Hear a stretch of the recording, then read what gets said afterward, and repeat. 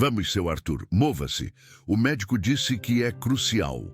A voz de Júlio, o enfermeiro, era falsamente paciente, mas com uma ponta de irritação que ele nem se dava ao trabalho de esconder.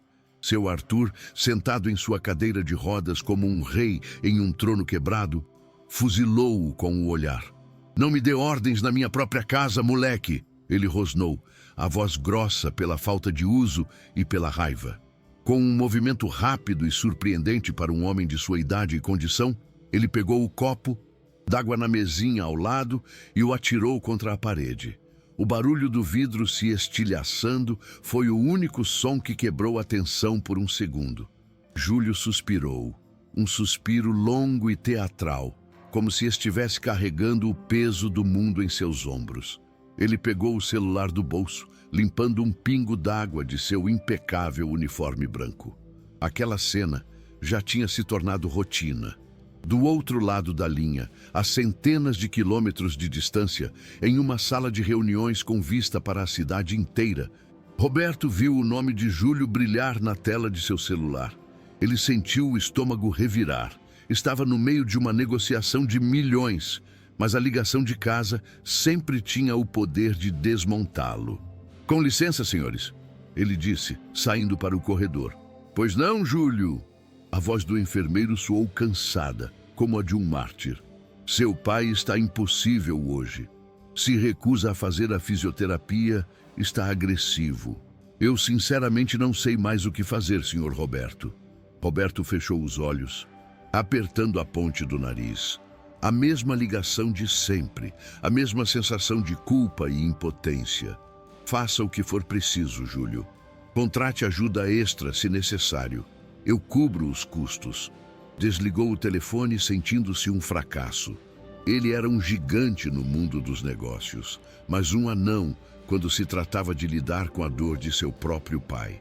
Naquele mesmo dia, Clara começou a trabalhar na mansão.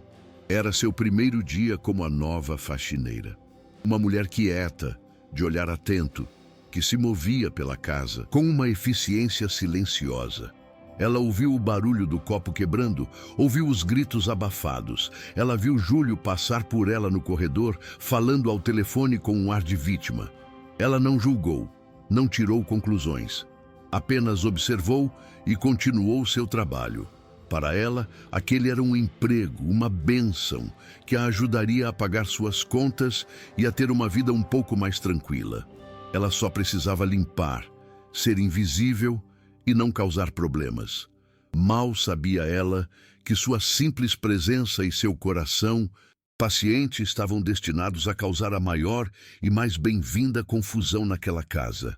A ala da mansão onde seu Arthur vivia era um mundo à parte. Enquanto o resto da casa era decorado com um luxo caloroso, o corredor e a suíte do velho patriarca pareciam uma clínica particular. O cheiro não era de madeira nobre, mas de antisséptico. Havia equipamentos médicos discretos nos cantos, e o ar era sempre pesado, carregado com a amargura do dono do quarto. Seu Arthur passava os dias em sua cadeira de rodas, em frente a uma enorme janela, com vista para o jardim que ele mesmo projetou, mas que agora parecia zombar de sua imobilidade. Ele tinha sido um gigante, um homem que construiu um império do nada. Agora era um prisioneiro em seu próprio corpo, dependente de um enfermeiro que ele odiava e de um filho que nunca estava lá. A raiva de seu Arthur era sua única companhia, seu único poder.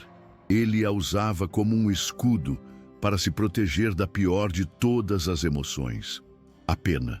Odiava o jeito como Júlio, com aquela paciência falsa, que era pior do que um insulto. Odiava como os outros empregados falavam com ele com a voz mansa, como se estivessem falando com uma criança. E, acima de tudo, odiava a distância de Roberto, o filho que mandava dinheiro, os melhores médicos, os melhores enfermeiros, mas que não lhe dava o que ele mais precisava, seu tempo. A ausência do filho era um buraco em seu peito, e ele preenchia esse buraco com raiva, porque a raiva era melhor do que a dor da solidão. Clara foi designada para limpar a suíte de seu Arthur no final da tarde. quando ele costumava tirar uma soneca. Ela entrou no quarto na ponta dos pés. O velho estava em sua cadeira de costas para a porta, a cabeça pendendo um pouco para o lado, dormindo. O quarto estava impecável, mas de uma forma fria, sem vida. Clara começou a limpar em silêncio, movendo os objetos com um cuidado quase reverente. Ela via as fotos na estante. Arthur mais jovem, forte, ao lado de uma mulher bonita, sua falecida esposa. Fotos dele inaugurando fábricas, recebendo prêmios. A história de uma vida de poder e sucesso, agora reduzida àquele quarto silencioso e ao som de sua respiração pesada. Enquanto espanava uma estante alta, seus olhos pousaram em um objeto esquecido num canto. Era um lindo tabuleiro de xadrez de mármore e ônix, com as peças artisticamente esculpidas. Estava coberto por uma fina camada de poeira, um sinal claro de abandono. Clara sentiu uma pontada de nostalgia. Seu avô, o homem que o criou, amava xadrez. Ele dizia que não era um jogo, era uma conversa, uma forma de entender como a outra pessoa pensava sem precisar de palavras. Ela passou o pano suavemente sobre o tabuleiro, revelando a beleza das pedras.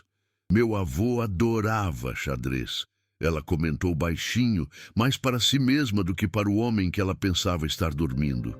A resposta veio do outro lado do quarto. Uma voz grossa e arrastada pelo sono e pela amargura. Eu também. Clara deu um pulo, assustada. Não sabia que estava acordado. Ela se virou e viu seu Arthur a observando pelo espelho do guarda-roupa. Seus olhos, que antes pareciam vazios, agora tinham um brilho de interesse. Eu também adorava. Ele repetiu, a voz cheia de um ressentimento antigo. E então ele completou com o veneno de sempre. Mas ninguém nesta casa tem cérebro para isso. Só sabem falar de dinheiro e de fofocas. O comentário era um ataque à sua família, ao seu enfermeiro, a seu mundo. Mas de alguma forma, não pareceu um ataque a ela. Clara não soube o que responder. Apenas abaixou a cabeça e continuou a limpar, o coração batendo um pouco mais rápido. Aquele breve momento de interação foi a primeira vez que ela ouviu a voz de seu Arthur, sem ser em um grito de raiva. Havia algo ali, sob a casca de amargura, um vislumbre do homem que ele tinha sido. Um homem inteligente, competitivo, que sentia falta de um bom desafio. Ela terminou seu trabalho em silêncio e, ao sair, deu uma última olhada para o tabuleiro de xadrez, empoeirado. Uma ideia maluca, impossível e perigosa começou a se formar em sua mente. Uma ideia que envolvia um rei, uma rainha e um desafio. No dia seguinte, a rotina de tensão continuou. Clara ouviu Júlio reclamando ao telefone com Roberto novamente. Ele não quis comer o café da manhã, jogou o remédio no chão. A lista de queixas era interminável. Roberto, do outro lado, apenas suspirava e autorizava o pagamento de mais uma taxa de dificuldade que o enfermeiro cobrava. Era um ciclo vicioso de frustração e dinheiro. Júlio se beneficiava da dificuldade de seu Arthur, pois isso justificava seu salário altíssimo e reforçava a culpa de Roberto. E Roberto, por sua vez, pagava para não ter que lidar com a situação, mantendo-se a uma distância segura da amargura de seu pai. Clara observava tudo em silêncio. Ela via como Júlio tratava seu Arthur quando o filho não estava por perto. Não era um abuso físico, mas era um abuso de espírito. Ele o infantilizava, usava um tom de voz condescendente, ignorava suas perguntas. Cumpria suas tarefas médicas com a precisão de um robô, mas sem um pingo de calor humano. Ele não via um homem ali, via um paciente, um problema a ser administrado. E Clara entendia por que o velho era tão zangado. A raiva era a única forma de ele se sentir vivo, de se sentir visto, mesmo que fosse de uma forma negativa. Era sua forma de gritar para o mundo que ele ainda existia.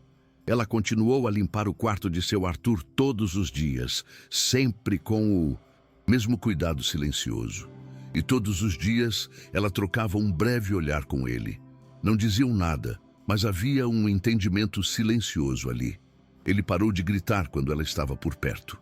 Parecia gostar da presença calma dela. Uma presença que não exigia nada, não o julgava, não o apressava. E todos os dias, os olhos de Clara passavam pelo tabuleiro de xadrez. E a ideia maluca que tivera no primeiro dia voltava com mais força. Era um risco enorme. Podia custar seu emprego. Mas a imagem do olhar de seu Arthur, tão cheio de inteligência e tão faminto por um desafio, a assombrava. Ela cresceu na pobreza, mas em sua casa nunca faltou dignidade. Seu avô, um marceneiro, a ensinou a jogar xadrez com um tabuleiro que ele mesmo fez. Neste tabuleiro, Clara, ele dizia, não importa se você é rico ou pobre, rei ou peão. O que importa é como você move suas peças. É um jogo de respeito. E era isso que faltava na vida de seu Arthur. Respeito.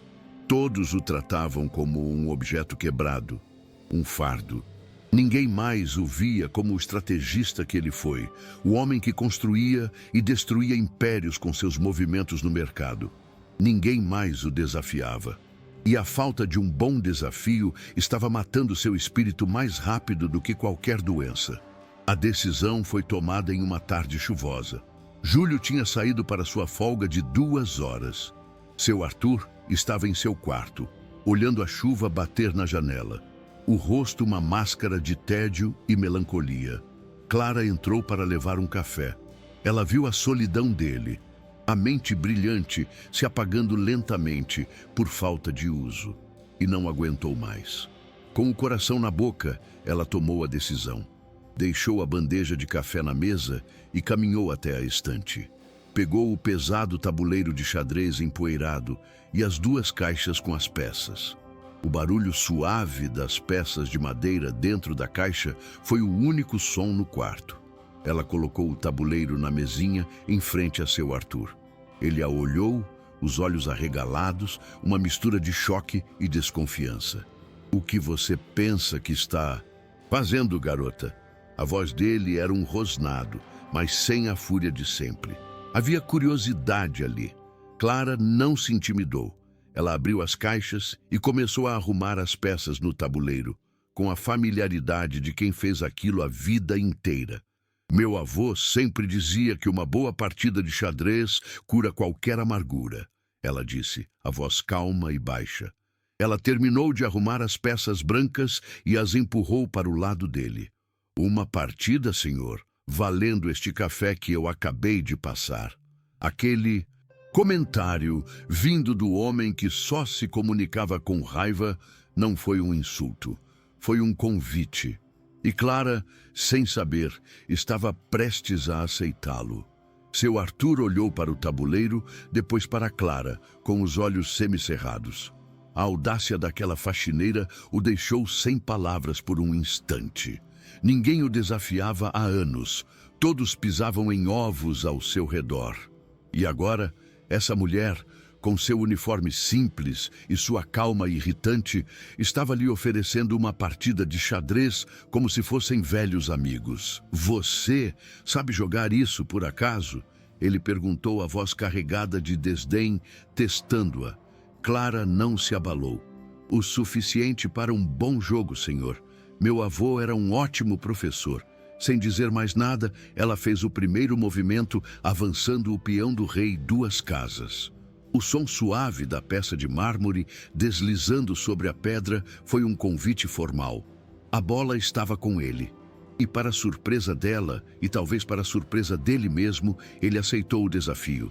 A primeira partida foi silenciosa, tensa. Um duelo de mentes em um quarto que só conhecia o tédio. Clara jogava com uma paciência infinita. Ela não tinha pressa, não tentava armadilhas baratas. Jogava um jogo limpo, clássico, respeitoso. E aos poucos, algo extraordinário começou a acontecer com seu Arthur. A máscara de velho amargurado começou a cair. Seus olhos, antes nublados pela raiva, ganharam um brilho de concentração. Ele se inclinava sobre o tabuleiro, analisando as jogadas, a mente enferrujada começando a girar, as engrenagens voltando a funcionar.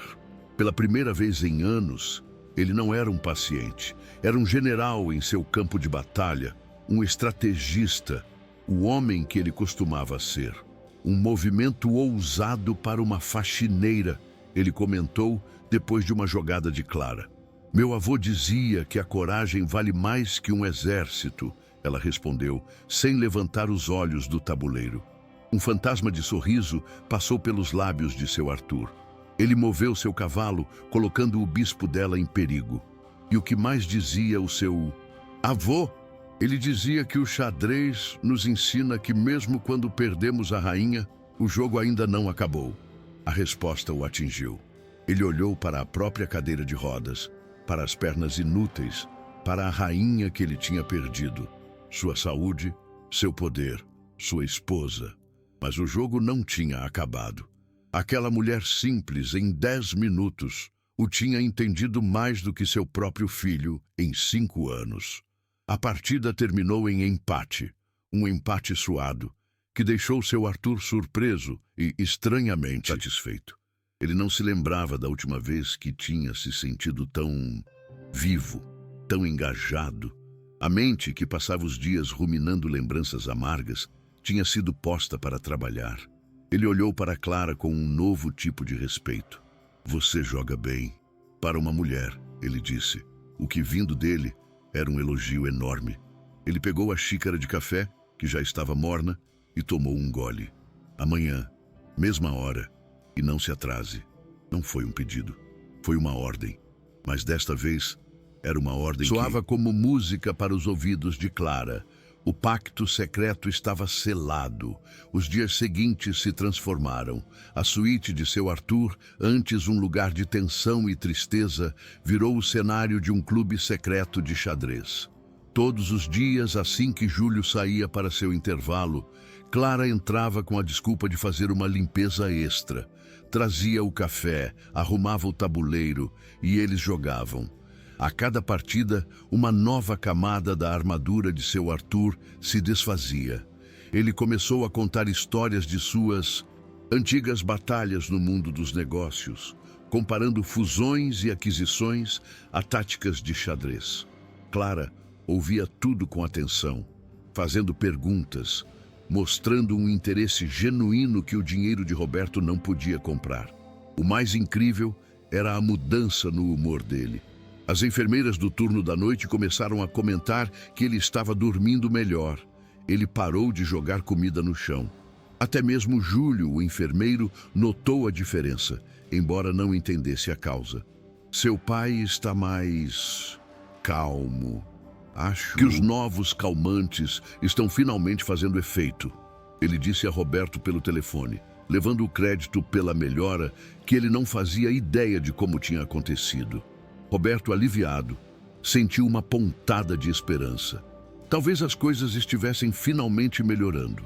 Mal sabia ele que a cura de seu pai não vinha de um frasco de remédios, mas de um tabuleiro de xadrez e da paciência de uma faxineira.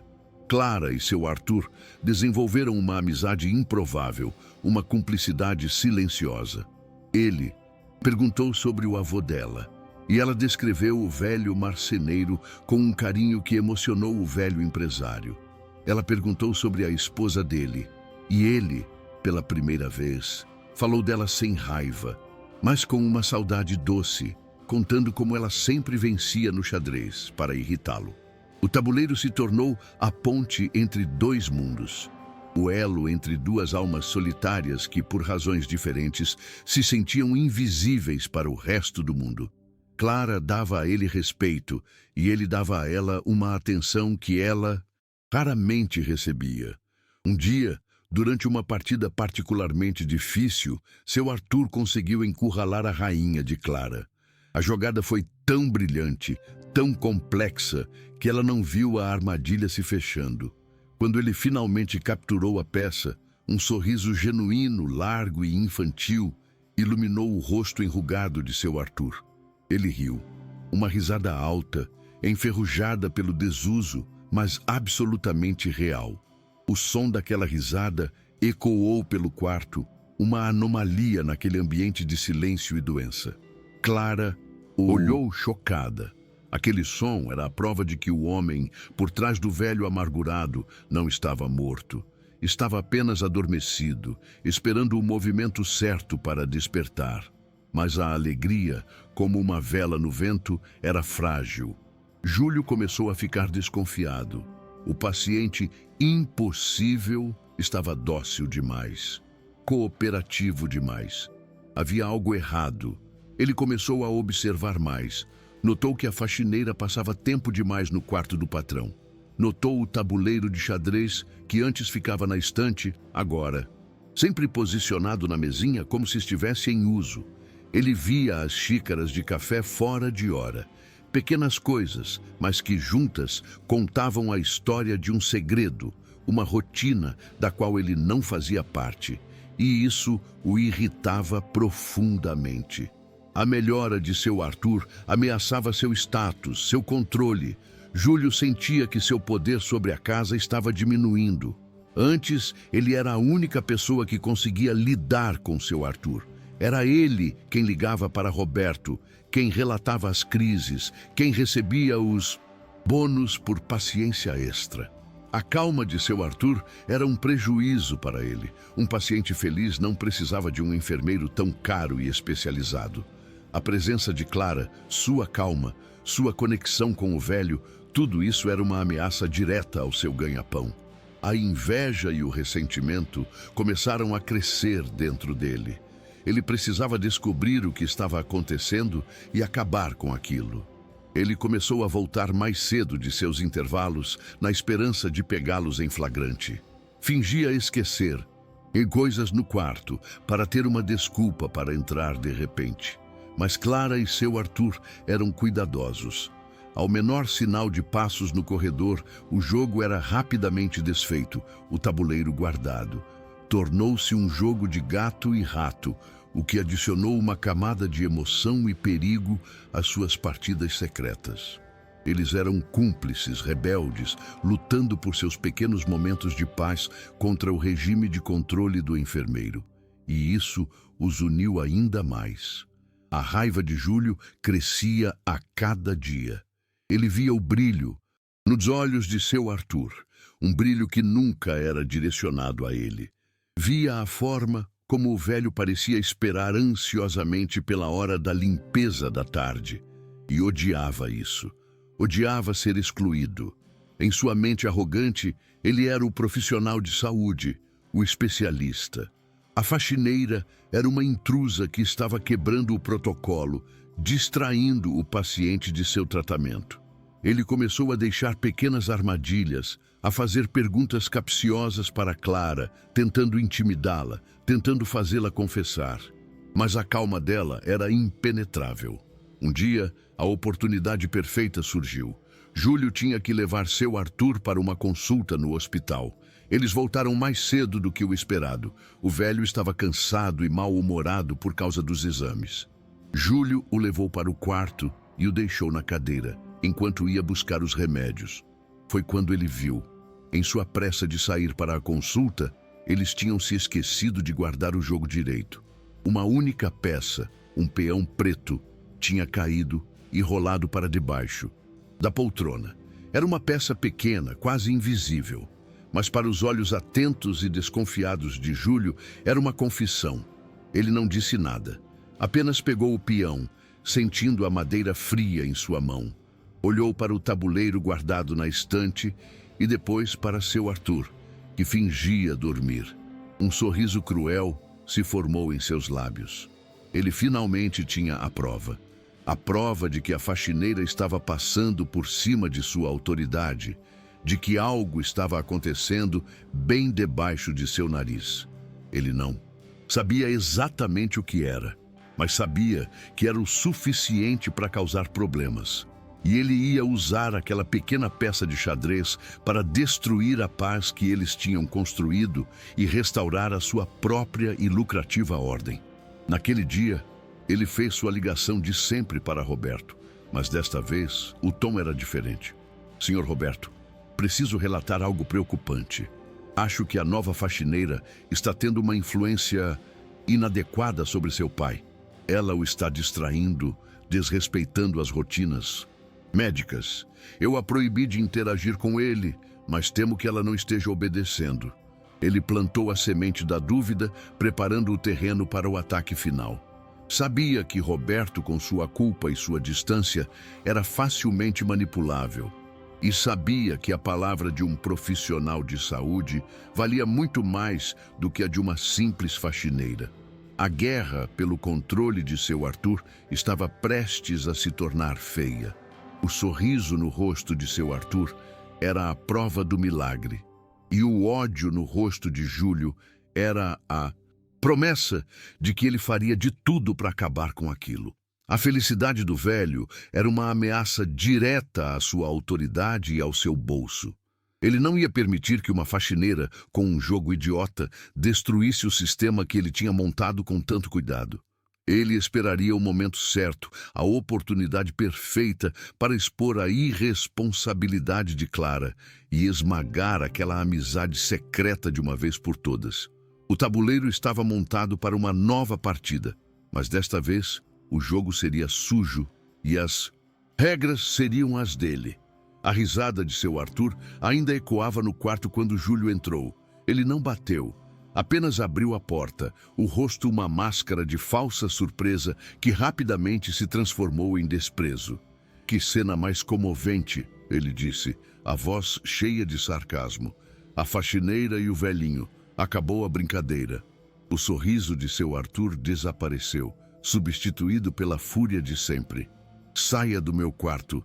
Ninguém o chamou aqui, ele gritou. Mas sua raiva não tinha o mesmo efeito em Júlio. O enfermeiro caminhou lentamente até a mesa, olhou para o tabuleiro de xadrez como se fosse lixo. Eu sou pago, e muito bem pago, para seguir um regime médico com este paciente. E este circo não faz parte do tratamento. Ele olhou para Clara, os olhos frios. Você está interferindo no meu trabalho. Clara se encolheu. Era só um jogo, Sr. Júlio, para passar o tempo. O tempo dele, Júlio a corrigiu, é preenchido com fisioterapia, medicação e repouso. Coisas que você, Respeito, não entende nada. A humilhação foi intencional, dita na frente de seu Arthur para colocar cada um em seu devido lugar. Seu Arthur tentou se levantar da cadeira, o corpo tremendo de raiva. Não fale assim com ela, você é meu empregado, não meu dono. Mas o esforço foi demais. Ele caiu para trás na cadeira, ofegante, a impotência o consumindo. Ver aquilo partiu o coração de Clara. A raiva dele era apenas uma armadura frágil para esconder sua vulnerabilidade. E Júlio adorava quebrar. E aquela armadura todos os dias. Com seu Arthur enfraquecido pela raiva, Júlio se virou para Clara, saboreando sua vitória. A partir de agora, ele disse, a voz baixa e ameaçadora, sua interação com o paciente será zero. Você entra, limpa o que tem que limpar em silêncio e sai. Nenhuma palavra, nenhum café fora de hora e principalmente nenhum jogo. Fui claro? Clara, sentindo-se sem escolha, apenas assentiu com a cabeça, os olhos cheios de lágrimas. Ela precisava daquele emprego. Júlio, então, com um gesto teatral, começou a guardar as peças de xadrez na caixa, com uma lentidão calculada. Cada clique de uma peça contra a outra era um prego no caixão daquela pequena alegria que eles tinham construído. O quarto voltou a ser uma prisão. Imediatamente após o confronto, Júlio pegou o telefone. Precisava consolidar seu poder, e a melhor forma de fazer isso era envenenar a mente de Roberto. Senhor Roberto, desculpe incomodar, mas a situação aqui ficou insustentável. Ele começou com seu melhor tom de vítima profissional. Ele contou a história, mas de uma forma completamente distorcida. Não falou de um simples jogo de xadrez. Falou que a faxineira estava criando um laço de dependência emocional com o idoso, que isso o deixava agitado e confuso, e que ele se recusava a seguir as ordens médicas para ficar brincando com ela. Ele fez o ato de compaixão de Clara soar como uma conspiração perigosa. Ela está minando minha autoridade, senhor, e isso pode ter consequências sérias para a saúde dele. Júlio continuou, a voz cheia de falsa preocupação. Eu sei que ela pode ter boas intenções, mas ela é leiga, não entende a psicologia de um paciente como o seu pai. Ele precisa de estabilidade, de rotina. Essa amizade fora de hora está desestabilizando todo o progresso que fizemos. Ele foi mestre em sua manipulação. Usou termos técnicos, jogou com a culpa de Roberto, pintou-se como o profissional dedicado que lutava contra a interferência de uma amadora, bem intencionada, mas perigosa. Roberto, a milhares de quilômetros de distância, ouvia tudo, e cada palavra afundava mais a faca em seu coração culpado. Roberto não queria mais problemas. Ele já tinha problemas demais no trabalho, em sua vida. A situação com o pai era uma ferida aberta que ele tentava cobrir com dinheiro. A solução mais fácil era acreditar no especialista, que ele pagava uma fortuna. Ele agradeceu a Júlio pela vigilância e desligou. Por um momento, hesitou. Algo parecia errado, mas a ideia de ter mais uma discussão, mais um confronto, era exaustiva. Ele então fez a ligação que selaria o destino daquela frágil amizade. Ligou para a governanta da casa. A ordem foi curta e fria. Por favor, informe a Clara que ela está proibida de qualquer interação com meu pai, que não seja estritamente parte de suas funções de limpeza. O enfermeiro Júlio tem total autoridade nesse assunto. A notícia chegou a Clara como um balde de água fria. Não foi Júlio quem lhe disse, mas a governanta com um olhar de pena. A ordem vir diretamente de Roberto foi o que mais doeu. Significava que o filho não se importava, que ele realmente acreditava que um jogo de xadrez era um perigo para seu próprio pai. A injustiça era imensa, ela se sentiu pequena, impotente. Naquela tarde, ao limpar o quarto de seu Arthur, ela não ousou olhar para ele, limpou tudo em silêncio, o coração pesado. Seu Arthur também ficou em silêncio, mas o olhar que ele dirigia à porta por onde Júlio tinha saído era de puro ódio. A pequena janela de alegria deles tinha sido fechada com violência. Os dias que se seguiram foram os piores de todos. A amargura de seu Arthur voltou, mas 10 vezes mais forte. Agora, além da tristeza, havia a raiva da injustiça. Ele se tornou um tirano no quarto. Recusava-se a comer, a tomar os remédios, a fazer a fisioterapia. Cada ordem de Júlio era recebida com um não rosnado. Ele transformou a vida do enfermeiro em um inferno, numa guerra de desgaste. E Júlio, ironicamente, usava esse comportamento para provar seu ponto. Vê, senhor Roberto, eu não disse? A influência daquela mulher o deixou ainda mais rebelde. Agora ele não obedece a mais ninguém.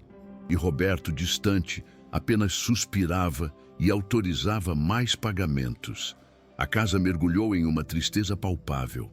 Clara limpava o quarto de seu Arthur todos os dias em um silêncio fúnebre. Ela sentia o olhar dele em suas costas, um olhar que perguntava: por quê? Por que você me abandonou? E ela não podia responder. Apenas continuava seu trabalho, o coração em pedaços. O tabuleiro de xadrez voltou a acumular poeira na estante, um monumento a uma felicidade que durou pouco. A breve trégua tinha acabado, e a guerra fria entre o velho e seu cuidador tinha retornado com força total, deixando toda a casa sob o fogo cruzado daquela relação tóxica. A humilhação de Clara não parou na proibição. Júlio, sentindo-se vitorioso, fazia questão de atormentá-la com pequenas crueldades. Ele, acidentalmente, derramava coisas no chão logo depois de ela ter limpado. Ele a chamava com a sineta de emergência de seu Arthur só para pedir que ela ajeitasse uma almofada, uma tarefa que ele mesmo poderia fazer. E fazia tudo isso com um sorriso cínico no rosto, sabendo que ela não podia reclamar, pois a ordem de não interação tinha vindo do patrão. Era uma demonstração de poder, um lembrete constante de quem mandava. E Clara aguentava tudo em silêncio, pelo bem de seu emprego. Seu Arthur via o que estava acontecendo. Ele via a forma como Júlio humilhava Clara, e isso o enchia de uma raiva impotente. Ele, que um dia foi um homem que protegia seus funcionários, agora tinha que assistir a uma mulher decente ser maltratada em sua própria casa, sem poder fazer nada. Isso só aumentava sua fúria contra o enfermeiro e sua mágoa contra o filho ausente que permitia tudo aquilo. O quarto se tornou um caldeirão de emoções negativas. A raiva de Arthur, a arrogância de Júlio e a tristeza silenciosa de Clara. A atmosfera era tão pesada que era difícil até de respirar ali dentro. Enquanto isso, Roberto estava em Singapura, fechando o maior negócio de sua carreira. Ele mergulhou no trabalho como uma forma de fuga. Passava 18 horas por dia em reuniões, analisando planilhas, assinando contratos. Era um mundo que ele entendia, um mundo onde ele era o rei. Era muito mais fácil do que o mundo complicado das emoções de seu pai. Um reino onde ele não passava de um exilado. Ele tentava não pensar na ligação, na ordem que deu. Tentava se convencer de que tinha feito a coisa certa, que estava garantindo o melhor cuidado para seu pai. Mas à noite, no silêncio de seu quarto de hotel de luxo, a culpa o visitava. Ele se lembrava de seu pai antes do AVC. Um homem duro, sim, mas brilhante. Um mestre do xadrez que o ensinou a jogar quando ele era criança. Roberto nunca teve paciência para o jogo, sempre preferiu a ação rápida dos negócios. E agora, a imagem de seu pai, sozinho e amargurado, o assombrava. A ligação de Júlio, as palavras, ele fica agitado por causa dela. Será que era agitação ou alegria? A dúvida, uma vez plantada, começou a crescer, a incomodá-lo. Mas ele a empurrava para o fundo da mente. Tinha um negócio para fechar, o resto podia esperar. Ele continuava a terceirizar o amor, pagando para não ter que sentir. Em uma manhã, a notícia caiu como uma bomba no mundo dos negócios. Uma erupção vulcânica na Islândia tinha paralisado todo o tráfego aéreo sobre a Europa. E o principal investidor do negócio de Roberto, que vinha de Frankfurt, estava preso, sem ter como chegar a Singapura. A reunião, o ápice de meses de trabalho, foi adiada indefinidamente. De repente, a agenda de Roberto, que estava lotada até o último minuto por mais uma semana, ficou completamente vazia. Ele estava preso em um hotel de luxo, do outro lado do mundo, sem nada para fazer a não ser pensar. E todos os seus pensamentos, agora sem a distração do trabalho, voavam de volta para casa.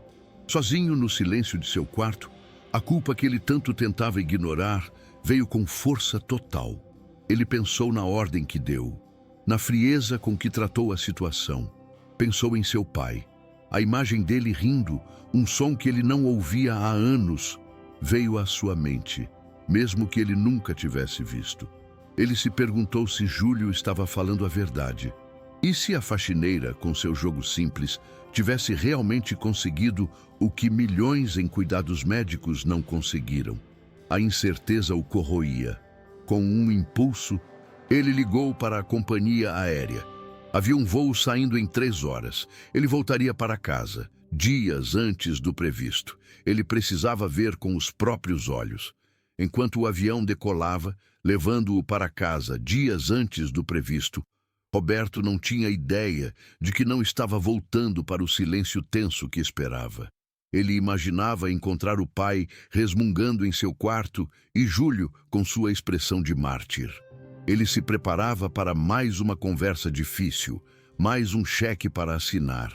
Não fazia ideia de que o destino, na forma de um vulcão distante, o estava enviando para casa não para ser o juiz de uma disputa de empregados, mas para ser a testemunha de uma revelação que abalaria todas as suas certezas e o forçaria a confrontar o maior fracasso de sua vida. Estava voando diretamente para o som mais inesperado e chocante que poderia imaginar. Roberto chegou em casa no meio da tarde. exausto, mas com a cabeça a mil por causa de todos os pensamentos que o perseguiam. Usou a chave, entrou em silêncio pela porta dos fundos. Não queria fazer alarde, só queria observar a casa, o clima que ele sabia estar tão tenso. O silêncio, de fato, o recebeu. Era o silêncio da paz falsa, o silêncio que esconde a raiva e a resignação. Ele se moveu devagar pelo corredor de mármore, tirando os sapatos para não fazer barulho. O coração dele estava pesado, cheio da culpa que ele tinha tentado afogar no trabalho. Ele se preparava para encontrar a expressão de mártir de Júlio, o rosto amargurado de seu pai. Mas foi então que ele ouviu. O som veio da suíte de seu Arthur. Não era um rosnado, nem um murmúrio de frustração. Era uma risada alta, genuína, que ecoava pelo corredor. Era o som mais inesperado e mais estranho que Roberto já tinha ouvido naquela casa em anos. Era o som do seu pai, o som que ele não ouvia desde antes do AVC, um som que ele pensava ter sido enterrado junto com a vida que seu pai tinha antes. Roberto congelou. Seu cérebro, acostumado a lidar com números e fatos, não conseguia processar aquela informação. A risada dele parecia uma memória distante, um fantasma que de repente tinha voltado para assombrá-lo com a felicidade que se perdera. As pernas de Roberto se moveram por conta própria. Ele seguiu o som até a porta do quarto do pai. O som vinha do terraço anexo, que tinha uma porta de vidro larga e transparente. Ele se aproximou devagar, na ponta dos pés, e espiou pela fresta. A cena que ele viu o atingiu com a força de um soco. Sentado em sua cadeira, de rodas, não como um inválido, mas como um rei em seu trono, estava seu Arthur. Em sua frente, em uma mesinha, o antigo tabuleiro de xadrez de mármore e ônix estava montado. E o adversário de seu pai não era Júlio, o enfermeiro caro. Era a faxineira, Clara. A imagem era de um contraste tão gritante que Roberto mal conseguia respirar. Seu pai, a figura de dor e amargura que ele conhecia, estava radiante. As mãos dele, que ele só tinha visto tremerem de raiva ou de fraqueza, agora gesticulavam, com paixão sobre o tabuleiro. E então eu tirei a rainha dele, no movimento mais audacioso de minha vida, ele dizia, com os olhos brilhando de alegria. E Clara, a faxineira que ele tinha ordenado a não interagir com o pai, estava ali, sorrindo de verdade, rindo junto com ele, ouvindo sua história com uma atenção que Roberto não conseguia se lembrar de ter dado ao seu pai nos últimos anos. O tempo parou. Roberto viu a magia, viu a conexão. Não havia nada de profissional na cena. Não havia o cheiro de antisséptico, nem o som de aparelhos médicos. Havia apenas o som de duas pessoas, de mundos completamente diferentes, unidas por um jogo que transcende classes e idades. Ele viu a alegria em seu pai, uma alegria que ele pensou que o dinheiro tinha comprado quando contratou o melhor enfermeiro. Mas o melhor enfermeiro só cuidava do corpo de seu pai. A faxineira, com seu jogo simples e sua paciência infinita, estava curando a sua alma. A culpa o atingiu com um peso que quase o fez cair. A conversa com Júlio, as acusações, a ordem que ele deu a Clara, tudo passou pela sua mente como um filme de horror. Ele tinha acreditado no especialista, não no coração. Ele tinha pagado para que seu pai fosse tratado como um objeto, como um problema a ser administrado. A amargura do velho não era um sintoma da idade ou da doença. Era um grito de socorro, uma raiva contra a condescendência e a solidão que o cercavam. E ele, o filho, o único que deveria ter entendido, tinha terceirizado o amor e a dignidade de seu pai para um mercenário de uniforme branco.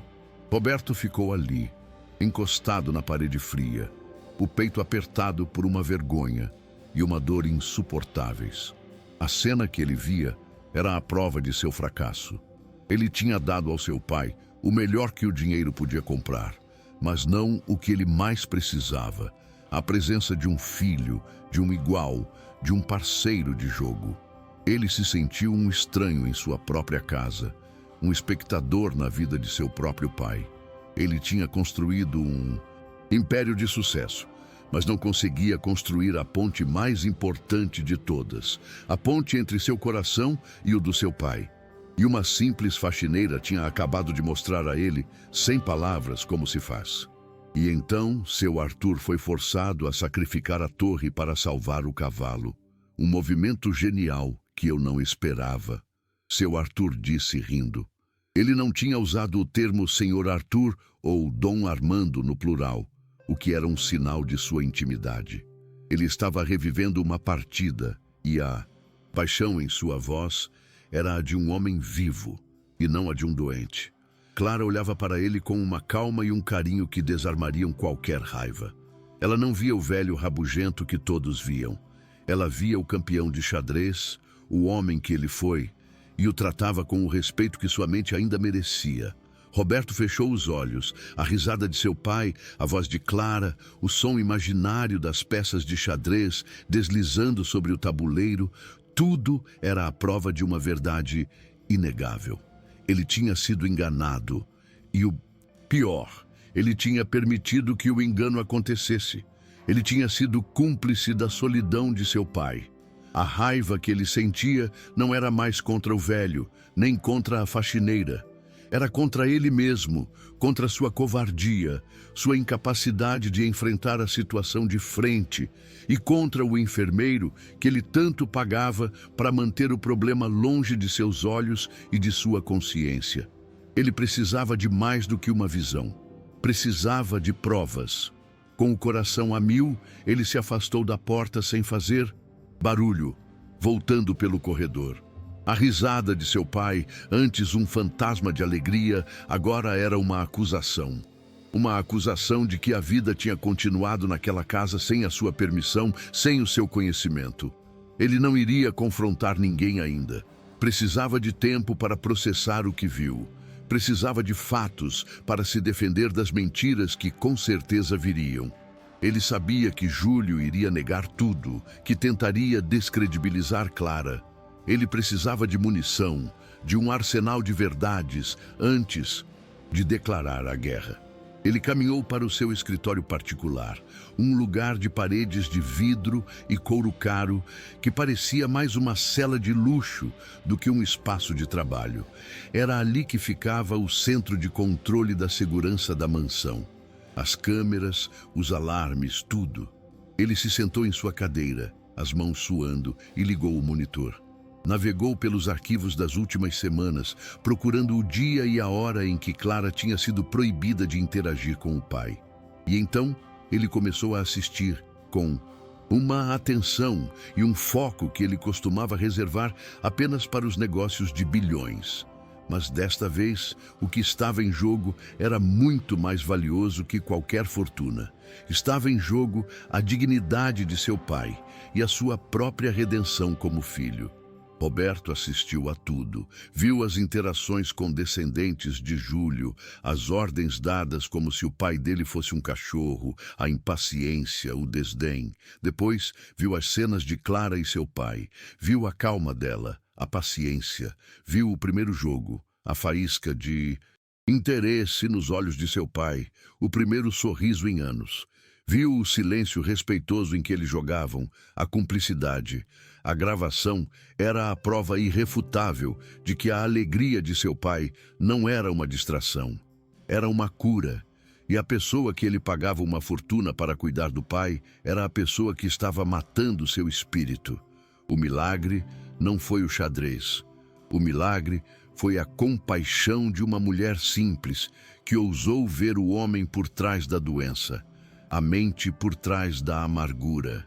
O milagre foi o respeito que ela deu a ele, uma coisa que todo o dinheiro de Roberto jamais poderia comprar.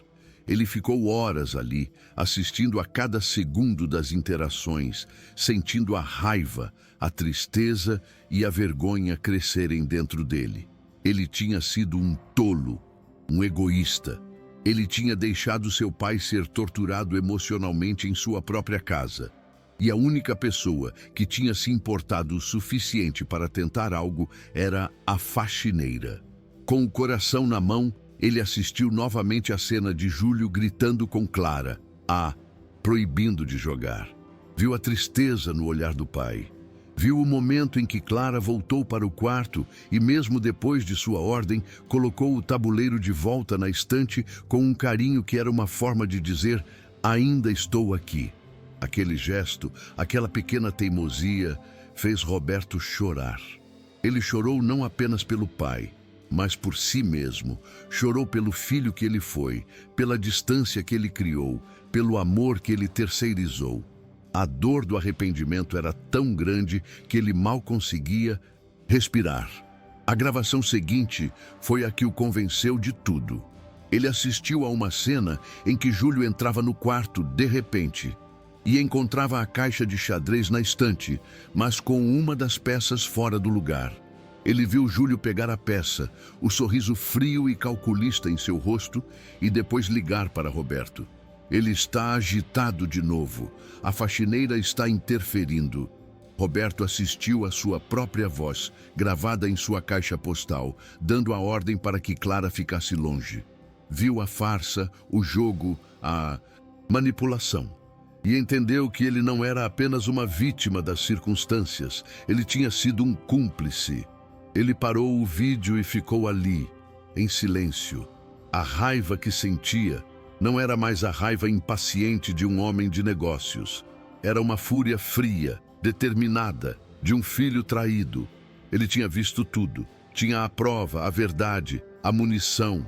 Ele tinha tudo para se defender e para proteger seu pai. A vergonha e a culpa não tinham desaparecido, mas tinham se transformado em uma resolução inabalável.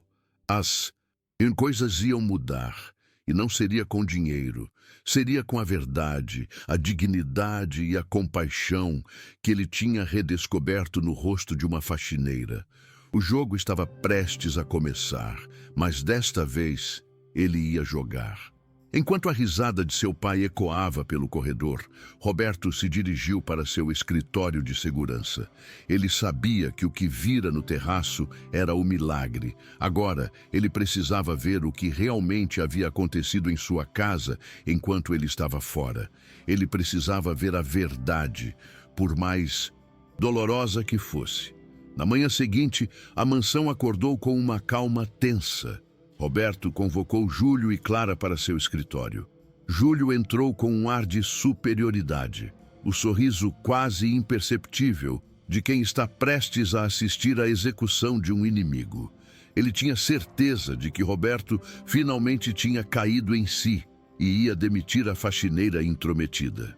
Clara, por outro lado, entrou com o coração na mão, a cabeça baixa, pronta para receber a notícia que arruinaria sua vida. Ela tinha desobedecido a uma ordem direta do patrão. Não havia defesa. O que ela não sabia era que durante a noite o juiz daquela história tinha mudado de lado. Roberto estava sentado atrás de sua enorme mesa, o rosto calmo, mas os olhos duros como aço. Ele começou, a voz neutra: "Júlio, eu revisei seu trabalho nos últimos meses. Suas credenciais são impecáveis. Você é pontual, segue os protocolos médicos à risca. É, sem dúvida, um profissional competente." Júlio inflou o peito, o sorriso se tornando mais evidente. Ele olhou para Clara com desprezo. Roberto fez uma pausa e então deu o golpe. "E é por sua competência em tratar meu pai como um objeto que você está demitido. Pegue suas coisas. Você tem 1 hora para sair da minha propriedade." O queixo de Júlio caiu.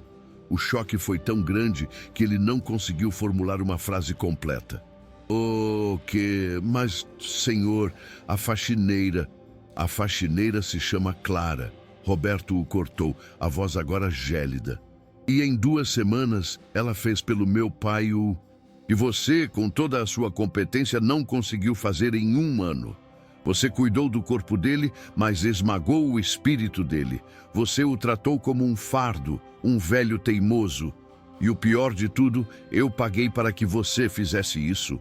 O erro maior foi meu, mas a sua crueldade e a sua arrogância não têm desculpa. Júlio, pálido de raiva, tentou argumentar, mas Roberto foi final. Fora. Enquanto Júlio saía do escritório, batendo a porta e resmungando ameaças, Roberto se virou para Clara, que continuava paralisada, sem entender nada. A expressão dele mudou completamente. A dureza deu lugar a uma vulnerabilidade que ela nunca imaginou ver naquele homem tão poderoso. "Clara, eu preciso lhe pedir perdão", ele disse, a voz embargada. "Eu fui cego, fui um covarde. Eu ouvi as mentiras e não me dei ao trabalho de procurar a verdade. Eu falhei com meu pai e eu fui injusto com você." Ele se levantou e caminhou até ela. A sinceridade em seus olhos era inegável. Aquele pedido de desculpas era o começo de sua própria cura. "Eu nem sei jogar xadrez, Clara", ele continuou a voz baixa. "Eu não sei como fazer meu pai rir daquele jeito. Eu me afastei tanto que esqueci como se faz. Mas você sabe." Ele respirou fundo, fazendo a proposta que mudaria a vida dela para sempre. "Eu gostaria de lhe oferecer um novo cargo, não como faxineira. Quero que seja a companheira principal de meu pai. Seu único trabalho será garantir que ele nunca mais perca aquele sorriso." Clara o olhava, atônita. "Seu salário será e triplo do que eu pagava ao Júlio. Sua única função será jogar xadrez com ele, conversar com ele, tratá-lo como o homem que ele é. Você aceita?" Clara ficou sem palavras, as lágrimas escorrendo por seu rosto. Era uma oferta de um conto de fadas, uma reviravolta que ela jamais poderia imaginar. Ela não pensou no dinheiro, pensou no sorriso de seu Arthur, na risada dele, na chance de continuar aquela amizade improvável. Ela aceitou, com a voz embargada pela emoção. Naquele mesmo dia, uma nova era começou na mansão. A ala de seu Arthur, antes fria e clínica, começou a ganhar vida. O cheiro de antisséptico foi substituído pelo cheiro de café passado na hora, e o bip dos aparelhos foi ofuscado pelo som suave das peças de xadrez no tabuleiro. A mudança foi imediata e visível. Seu Arthur, livre da presença opressora de Júlio, parecia rejuvenescer 10 anos. Ele e Clara passavam as tardes no terraço, jogando partidas intermináveis. E Roberto começou a aparecer. No início, ele ficava só, assistindo de longe, um pouco sem graça, como um estrangeiro em sua própria família. Mas aos poucos, ele foi se aproximando. Um dia, ele se sentou à mesa. "Pai, você me ensina de novo?" ele perguntou, a voz de um menino. Seu Arthur o olhou com os olhos brilhando de uma forma que Roberto não via desde a sua infância, e respondeu com um rosnado brincalhão: "Prepare-se para perder, garoto." A família estava se curando. As aulas de xadrez se tornaram o novo ritual deles. Roberto era um péssimo aluno, e seu Arthur adorava zombar de seus movimentos desajeitados. Clara, a professora paciente, ria dos dois. A risada, aquele som antes tão raro, se tornou a nova trilha sonora da casa. Eram 3 pessoas, de gerações e mundos diferentes, unidas por um tabuleiro de 64 casas. Eles não estavam apenas jogando xadrez, estavam reaprendendo a conversar, a confiar, a amar. Estavam reconstruindo os laços que a dor, a culpa e a distância tinham quebrado. Algumas semanas depois, a cena no terraço era de uma paz perfeita. O sol da tarde iluminava o tabuleiro. Clara e Roberto estavam jogando e seu Arthur atuava como um juiz rabugento e divertido, comentando cada jogada. "Não, seu filho de uma porta! Vai sacrificar a torre por um peão? Você não aprendeu nada." E então os 3 caíam na gargalhada. Era uma cena de felicidade doméstica, simples e profunda. Uma felicidade que não foi comprada, mas conquistada com paciência, respeito e um pouco de coragem. A família, que antes era apenas uma formalidade em um testamento, estava finalmente se tornando um lar.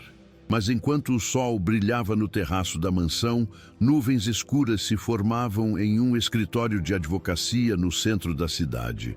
Júlio, O enfermeiro demitido estava sentado em frente a um advogado de sorriso frio, o rosto contorcido pela raiva e pelo desejo de vingança. Ele não tinha aceitado a derrota. Sentia-se humilhado, injustiçado. E ele tinha um plano para destruir a felicidade daquela família e, de quebra, talvez conseguir um bom dinheiro no processo. Ele contava sua versão da história, pintando-se como o profissional preocupado e Roberto como um filho negligente. É um caso claro de negligência médica e abuso de incapaz, doutor, dizia Júlio, a voz cheia de uma falsa retidão. O filho, um homem ausente e claramente desequilibrado pela culpa, demitiu um profissional de saúde qualificado para entregar seu pai, um idoso vulnerável com histórico de AVC, aos cuidados de uma faxineira. Uma mulher sem nenhuma credencial, sem nenhum preparo. Sabe-se lá o que ela pode fazer com ele, a portas fechadas. É meu dever, como profissional da saúde, denunciar essa situação. Pelo bem de seu Arthur, é claro. O advogado ouvia, os olhos brilhando. Ele via ali um caso suculento, uma família rica, um escândalo em potencial. O advogado juntou as pontas dos dedos. Entendo sua preocupação, Sr. Júlio, e concordo que a situação é irregular. Podemos sim entrar com uma denúncia no Conselho Tutelar do Idoso e no Ministério Público. Podemos argumentar que o filho não tem condições de ser o guardião legal do pai. Ele fez uma pausa, saboreando as palavras. Com base na sua denúncia, podemos até pedir a interdição de seu Arthur para que um guardião legal nomeado pela Justiça possa garantir que ele receba os cuidados adequados. A ameaça estava clara. Eles usariam a lei, a burocracia, para transformar o ato de amor de Roberto em um crime de negligência. A cena final volta para o terraço, ensolarado. Roberto move seu cavalo, fazendo uma jogada terrível. Seu Arthur joga a cabeça para trás e solta uma gargalhada gostosa, genuína. Clara sorri, balançando a cabeça. Cheque-mate em 3 jogadas, Roberto, diz o velho triunfante. A imagem é de pura alegria, de uma família que se reencontrou. Mas o público que agora sabe do plano de Júlio vê a fragilidade daquela cena. A felicidade deles está sob ameaça. A batalha pela alma de seu Arthur tinha sido vencida, mas uma nova guerra suja e travada nos tribunais, estava prestes a começar. O que é, afinal, o cuidado adequado? É uma lista de procedimentos médicos cumpridos à risca ou é um sorriso no rosto de quem amamos? Roberto tinha finalmente aprendido a resposta, mas agora teria que prová-la para o mundo. A sociedade, com suas regras e seus preconceitos, acreditaria que o riso de um velho vale mais que o diploma de um enfermeiro? A jornada de Roberto para se reconectar com o pai estava longe de terminar. Ele tinha aprendido a ser um filho. Agora, teria que aprender a ser um guerreiro para proteger sua nova e frágil felicidade. A ironia era cruel. O mesmo ato que salvou seu pai, dar a ele uma companhia humana em vez de um cuidado clínico, seria usado como a principal arma para destruí-los, para talvez tirar dele o direito de cuidar do próprio pai. A ameaça de Júlio não era apenas uma vingança pessoal, era um ataque ao próprio conceito de que a compaixão pode curar.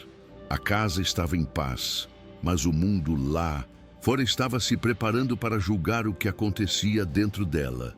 E nesse julgamento, as regras do coração nem sempre vencem as regras do papel. A partida de xadrez no terraço continuava, banhada pela luz dourada do fim de tarde. Roberto, mesmo perdendo, estava feliz. Seu Arthur, mesmo ganhando, estava ainda mais. E Clara, a catalisadora de tudo, observava os dois, o coração cheio.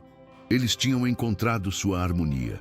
Mas, como em um jogo de xadrez, um movimento errado do inimigo, feito em outro tabuleiro, podia colocar todo o jogo deles em xeque. Eles não sabiam, mas a partida mais difícil de suas vidas ainda não tinha começado. Se esta história te fez pensar sobre o verdadeiro significado de cuidar de quem amamos, compartilhe com alguém que precise ouvir.